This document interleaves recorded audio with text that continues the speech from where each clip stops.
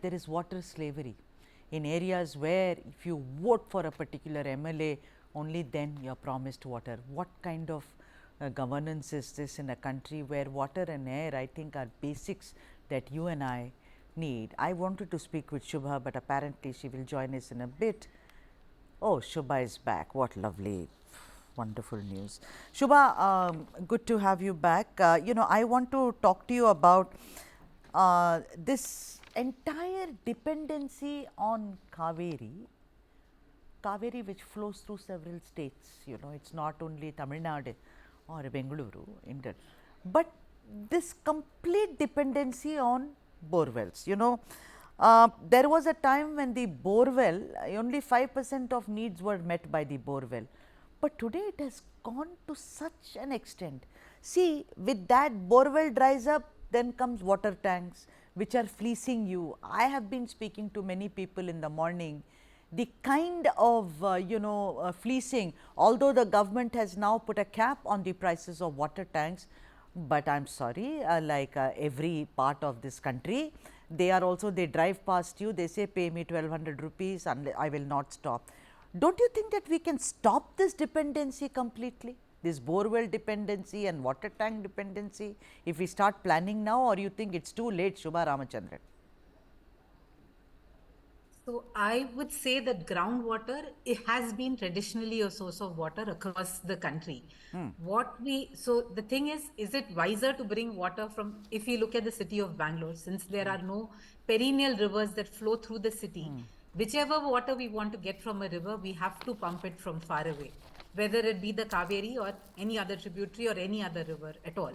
So given that, I would say that it is good to look at our groundwater. We are anyway looking at it. But the approach that we at Biome take is to look at the shallow aquifer. Because like we speak of our lakes traditionally, if you look across Bangalore, whether it be our Kaban Park, Lal Bagh, central parts of Bangalore, MG Road, even there, even now, you see old open wells that used to be the source of water and have now gone dry because of lack of management, or have become dustbins over a period of time because nobody really cares. So what if we looked at groundwater, but also acknowledge the fact that we have to maintain our groundwater table and our aquifers so as to rely on it as a source. So I would say not just the deep aquifer that we've started to rely on over a period of time. Like you said, I think we started depending on borewells around the 1980s. Yeah. Initially, the borewells were very shallow, just as deep as open wells themselves, 20, 30 feet. The only advantage was that you didn't need to make a big hole in the ground, but you could just drive a 6-inch hole into the ground and get water, and you could go deeper and hence had a more perennial annual source of water. So what I would say is that the way things are now across the country, in fact, if you read reports, in all our cities and towns, up to 50% of the water requirement is actually being met through groundwater. So then instead of saying, let's stop depending on groundwater, we have to see how can we manage our groundwater Yeah, because so so that we far the depend on it. management has been abysmal, no? I Yes, mean, it's been management has been one of 2 decades. extraction. So, I mean, what is yeah. this? More than 20 years has gone past. Those children born at that era are now adults and parents. What is this? I mean, you can't possibly keep waiting for Godot endlessly, no? There has to be something which has to give. Sandeep Anirudhan, considering that you always have said that it is bad planning and no thinking and people are not interested, Sudha, that is what you keep telling me. I want your opinion looking forward on the Kaveri stage 5, or 6, which water will be utilized from Kaveri. Do you think that it is going in the right direction? Do you think it is something which will give temporary respite to Bengaluru and other parts of Karnataka, or it is just one of those ideas which are harebrained? I am sorry, I can't mince words. So there's no point mincing words. Actually, the whole idea of bringing water from Kaveri to Bengaluru itself was a harebrained policy, because uh, the amount of water we were getting from Kaveri was around 17, 18 TMC, and it's expected to go up to 20 or 22 as per the new report. But the rains we get are between 17 to 24 TMC. In a good year, we get more water from rainfall than we are drawing from Kaveri. So whoever planned this project, if I don't mince words, was very unintelligent.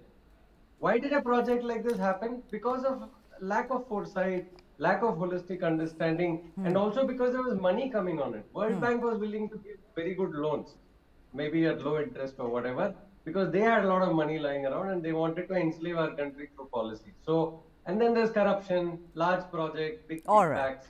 So it's a pipeline construction economy that drives all these projects. It's not because it's sustainable.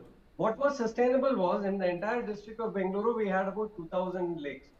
In inside the city limits, we had 1,000 lakes. These were capable of holding all that water, putting it into the ground. In fact, a lot more, 25 to 30% of our ground was actually the topsoil was largely wetlands. Right. Now we have Okay. lost all of it. Why? Because water was coming in our taps from a faraway source. So it is bad policy once again. You Right. created a policy where people start ignoring All their right. neighborhood lakes and ponds. Right. Now that is not the biggest issue. So you were mentioning, Sudha, earlier that, well, people demand, politicians are not listening, all that. Let's put that aside, because people's demands are based on their awareness, their amount of information they have, and roughly about only 2% of the All right. population have I'm knowledge. running out of time. I have to go to others. I'm sorry, Sandeep. I have to go to others also. Harini Nagendra, what about, today everyone, like Sandeep said, you want to open the tap, you want water. Very simple, Harini. No one has the time. They are all fed up now. It's not even peak summer. But there is talk about usage of treated water. Quickly tell me, is that also a subject which is ignored and totally neglected when it comes to planners? Absolutely, we don't have, like I said, any environmental planning, any hydrologists. We need to be reusing all our treated water. For that, also, we need to have some kind of guarantee that our treated water will not make us sick. So we need treated water, we need to do it, but we need to have robust policies in place so that when we have the treated water, it's actually treated well. Okay. And so there's two aspects of that. But we definitely need to. We can't flush all our water out of the city as we're doing right now. Brilliant. I mean, that was quick and very, very. V. Ramprasad, let me come to you. Mr. Ramprasad, treated water we need to do. We need to look at water management. This Kaveri phase 5, like Sandeep says, that is also harebrained. Politicians don't listen to us. What is the way out, Mr. Ramprasad? Not that I am creating panic, but imagine a family with 5 people, children, who do not have the wherewithal. What do, sir? Water is a basic for a human being.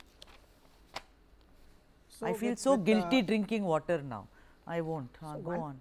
Yeah, one thing is awareness on the matter that what is happening and other things. That is number one. Number two is that the amount of water that we can. There are individuals also whatever they can do within their capacity. Now coming to the political side and other sides, the one of the things is to understand that how we are getting dependent on this tap, the water that that is coming over here. But at the same time, we'll have to know that if I'm using certain amount of water, that much of water should be put back into the ground also for us to maintain this one. That Sure. is number two. Already we are talking about treated water. Number one. Number two is treated water for construction purposes and other things should be taken care of. And lakes are there for us to, rainwater is there. That is first thing, that the lake should be filled with rainwater, not with treated water so much. If at all, if you are looking at a perennial lake, which most of our lakes were not perennial lakes, but even if you are looking at a perennial lake, then we should have in such a way that when there is no rainwater, it is the treated water, and when there is rainwater coming in, the treated water goes out, then the rainwater comes in. So those kind of planning. But again, I'm telling you, anywhere where there is planning, then there is no crisis, and when there is no crisis, then there is no 4G exemption. So most of the time, I would just tell you what is this 4G exemption. 4G exemption is during crisis. You don't have to, tell who gets the tender. You don't have to be transparent. Your transparency law is kept outside. Your accountability law is kept outside. So 4G exemption also becomes a very, very important part. Yeah, but all this, I'm sorry, I have completely run out of time. Mr. Ramprasad, all this planning and policy, you don't expect the women on the screen. I mean, we were just playing women on the screen, visuals of how women are standing. Look at that. Is it their job? Is it their job? It's not their job, sir. It is the job of the government, the authorities and the stakeholders and the experts. I pay tax, give me water. That's the only thing that I would understand, and I stand with all those women who are standing there with pots wanting water